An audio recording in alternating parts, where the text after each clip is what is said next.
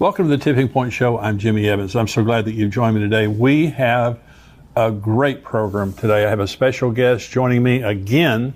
He was here on the last Tipping Point Show. We are talking about a totally fascinating subject. You've got to buckle your seatbelts wherever you are. Josh Beck works in full-time ministry with Skywatch TV as a documentary filmmaker. He's also the author of numerous best-selling books, and Josh is the founder of Daily Renegade, where he has hosted a variety of shows and podcasts. And he's been featured on numerous television and radio shows. And we're talking again on this program today about Abaddon Ascending, Josh's book that he wrote along with Thomas Horn. And the subtitle here is The Ancient Conspiracy at the Center of CERN's Most Secretive Mission, Technology and Bible Collide. Now, on the last program, we went through the basics of quantum physics and all those kinds of things. Josh, thank you for joining me, by the way. Great to have you here. Absolutely. Yeah, glad to be here. So if you didn't watch the last show, we're going to dive right into the big middle of the CERN and all this about. But we did a show just talking about the basics of science, the basics of the quantum physics, those kind of things. You gave such a great explanation to those things and why it's important to believers to understand those things, and you can understand those things. You don't have to get confused by all the scientific talk. And it's important not to be intimidated by the scientific community when they try to convince us that we don't know what we're talking about and the Bible's a lie. So we're going to talk about CERN. And so for those who may not be familiar, talk about the Large Hadron Collider and how that's different from CERN. Sure. So the basics of it, the Large Hadron Collider is the actual machine that smashes particles together. CERN is just the organized body of people that decide what happens. So that's the organization. So it's really easy. LHC is the machine. CERN are the people in charge of doing these experiments, and they use the machine. They smash particles together to try to see if there's new particles out there in the universe. And they have made some pretty interesting discoveries, most notably the Higgs boson discovery in 2012. That was really big news. That was done with the LHC at CERN. So just in a nutshell, that's what CERN and the LHC are. So CERN is an international project, right? Yeah, worldwide. I think it's something like 100 or 200 countries are involved in it. So it is a big worldwide effort. So talk about the land that CERN sits on and the significance of the land.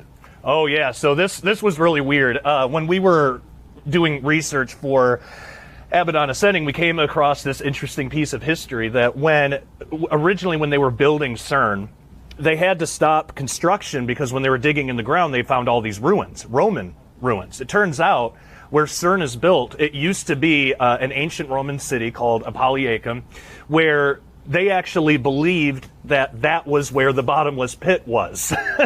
Oh my gosh. Yeah, I mean, what are the chances of that? So then of course that has tie-ins to Revelation 9 and locusts and all this weird stuff that we could probably talk about. But they actually had to halt construction for a while to excavate this city. And then so where CERN is right now was built over that city, and it's a weird place too because it's on the border of Switzerland and France. Like it's an odd choice of location. It's like, why not say, hey, there's a city here, let's just go down the street and build it over there. Let's not have it on the border of two countries, So really weird. It seems intentional, and then that bottomless pit connection really makes you wonder. Well, we're going to get to the bottomless pit here in just a little bit. It is a fascinating. I'm telling you, because I have known about this for many years. I have not understood it as fully, certainly, as you're going to explain it on this show. But it's troubling. I mean, it's troubling to a very, very large degree when you understand the implications of what they're doing there, and even where it is. I mean, where they think there's a bottomless pit. So talk about quantum field theory, and what does it have to do with CERN? Yeah, so quantum field theory to date is the most accurate science that we have available to us. It makes the most accurate predictions of any other science. So the actual science itself, quantum field theory, is real. It's a real science. It's a real thing. But like everything, and kind of going along with what we talked about in the last show, some scientists will take it too far and they'll say that it disproves the afterlife and stuff like that. It's just ridiculous. None of that interpretive stuff is true, just the actual science. So that's a really important discovery. But of course, because this happens in pop culture and scientists do this kind of stuff all the time to be sensational, they gave it a name, the God particle, for really no good reason. They called it that. And they started saying the particle is what gives us mass, which isn't exactly right.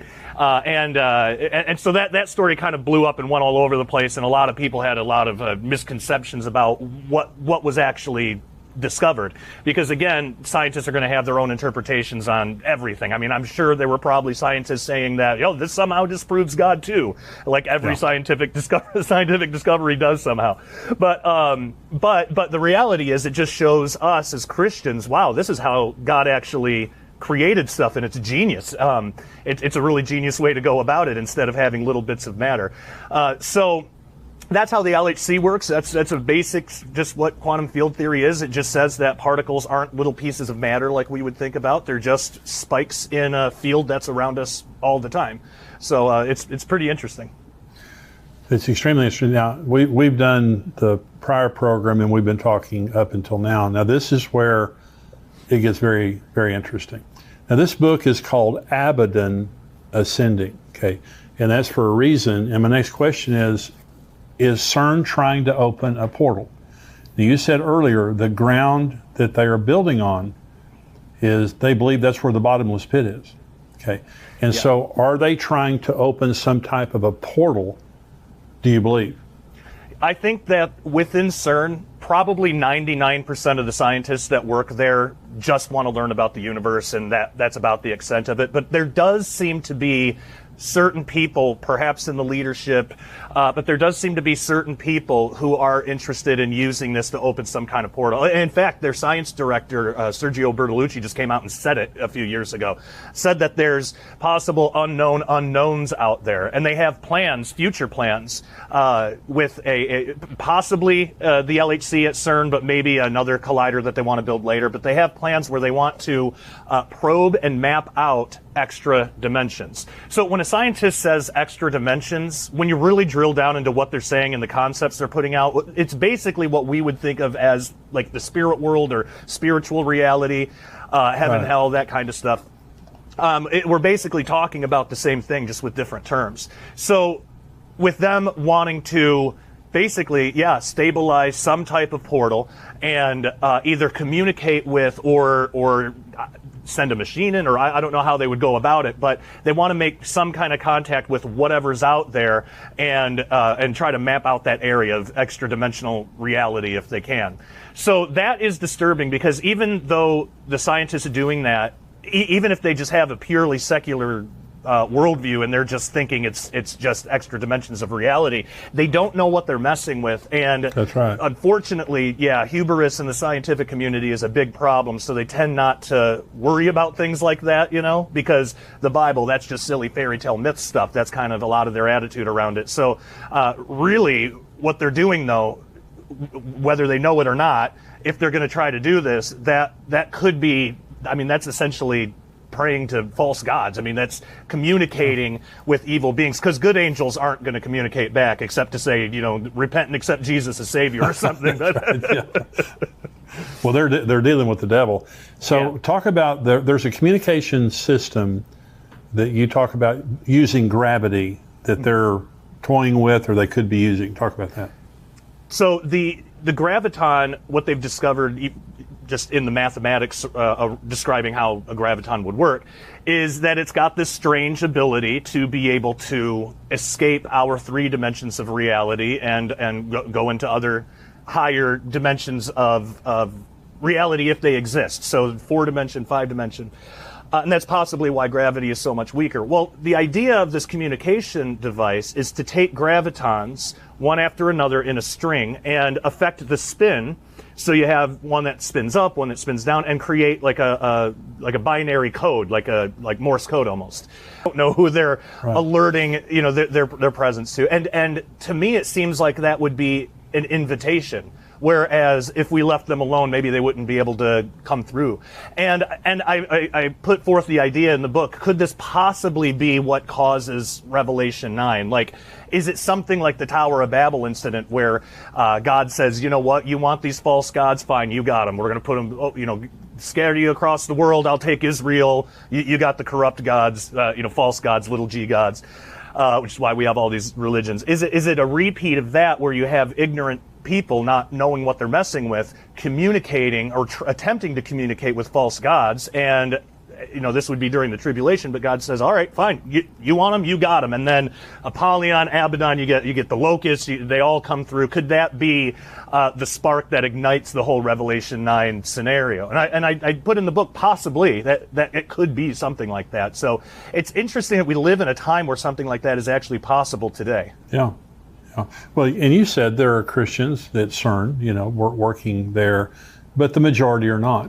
Yeah. And you talk about, the arrogance, the pride of a lot of the scientists thinking that they can tap into that next dimension, not understanding that there is another dimension. We all know that. Jesus, after his resurrection, appeared to the disciples, then disappeared, and so there certainly is another dimension that we can't see at this point. But talk about now the Higgs field doomsday. What is that?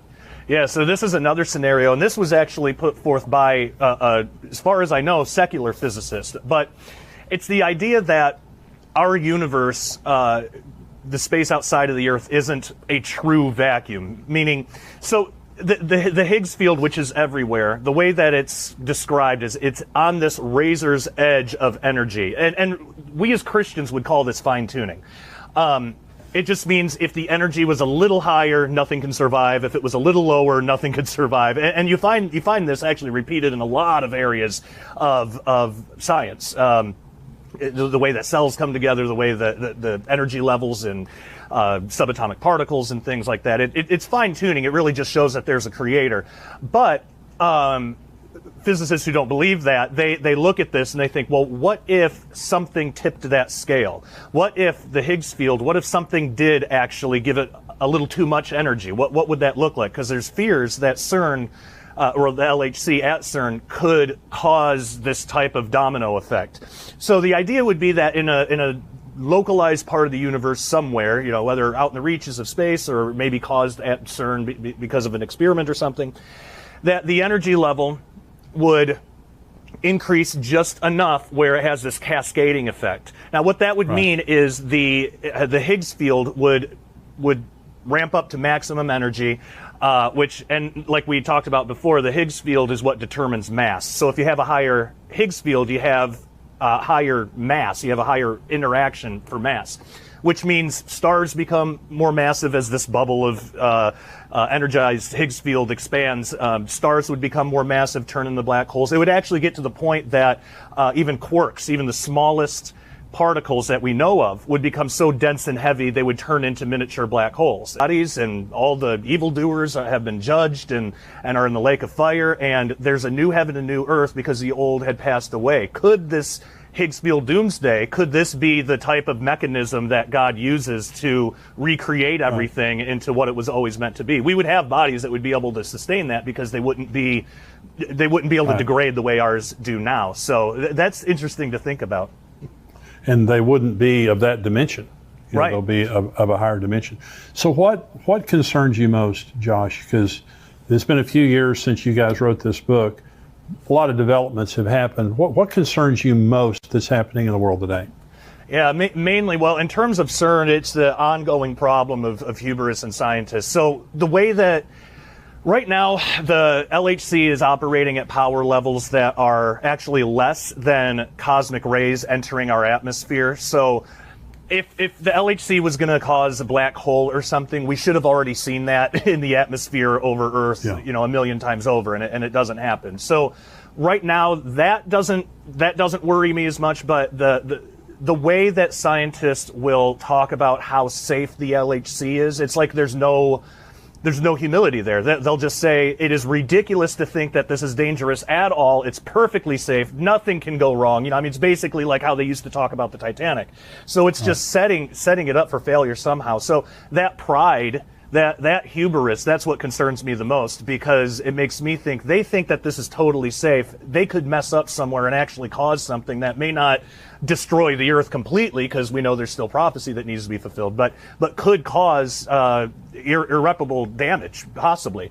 And if they can't foresee that because of their own pride, then that's a huge concern. So just that ongoing problem. I'm glad that there are at least a couple of Christians at CERN, maybe that don't have as bad of a pride problem, but by and large, I think just kind of the reckless way that the LHC could be used, either now or in the future, that does concern me.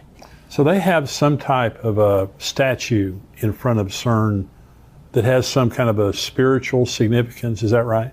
Yeah, it's Shiva the Destroyer, actually, and it comes from I believe the Bhagavata Purana, or one of the Hindu texts, I believe. But basically, it's a cosmic entity, in that religion, a god that destroys reality and recreates it. Which is, what a weird gift. This was given as a gift to CERN. Yeah. What a weird gift.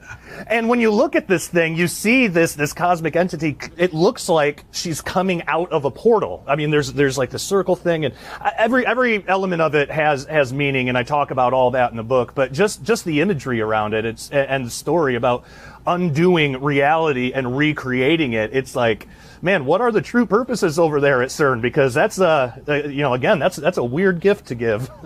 Yeah, and if you're pure scientist, why do you need that imagery? And it was a gift, but yep. I'm going to destroy and put everything back together. Well, it's been a fascinating conversation with you for the last 2 weeks. And for people who are watching this, and you're a Christian out there and you say, how does this matter? Well, it's going on at a very important time in human history. And what they're doing there it's a tremendously powerful thing. Isn't that right, Josh? I mean, this is a very powerful thing. Absolutely. So it just has a lot of ability to go wrong. And, we hope that it doesn't, but there will be a time, according to Revelation 9, that Abaddon will ascend. There will be an opening, and there will be tremendous devastation that happens on the earth as a result. I encourage you to get Josh's book with my friend Tom Horn here, Abaddon Ascending: The Ancient Conspiracy at the Center of the World's Most Secretive Mission. And so, Josh, where can they get a hold of you? What's your website where they can get a hold of you? Sure. If they want to get the book, the best place is skywatchtvstore.com. There's probably a couple of packages that it's available in, because Tom Horn likes to do that a lot, which is great. Yeah. So you'll probably get some extra stuff. And then for me personally, my website is dailyrenegade.com, and we'd love people to go check it out and be part of the family. Check out Josh's website there and get the book. God bless you, Josh. Thanks for joining me. Thank you so much. Good to be here.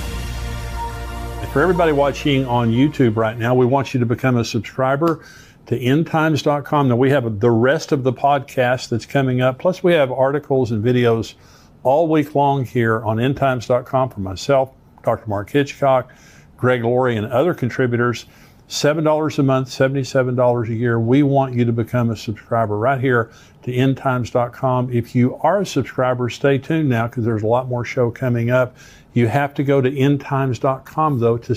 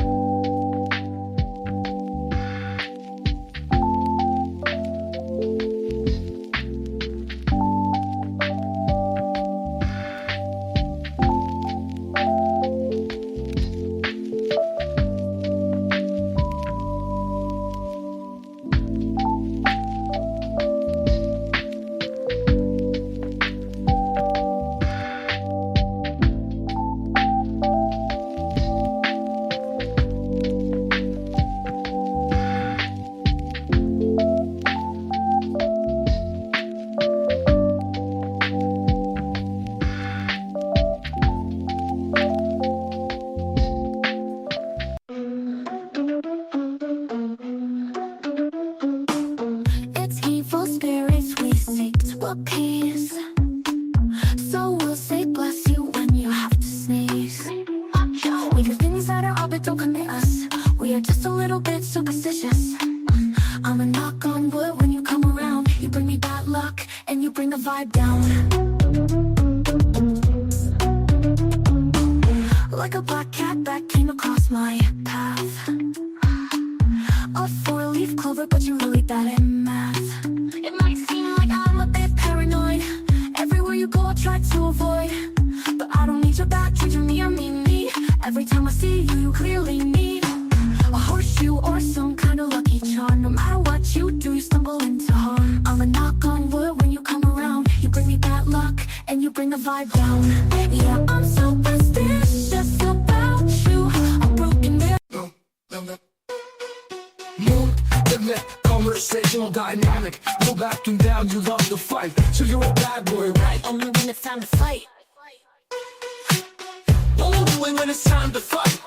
They say you walk a razor line, but you just smile like it's so fine. So you're a bad boy, right? Only when it's time to fight. They say you walk a razor line, but you just smile, acting so fine. So you're a bad boy, right? Only when it's time to fight. So you're a bad boy, right? Only when it's time to fight. Living fast, chasing the light. So you're a bad boy, right? Only when it's time to fight. They say you walk a razor line, but you just smile, acting so fine. So you're a bad boy, right? Only when it's time to fight.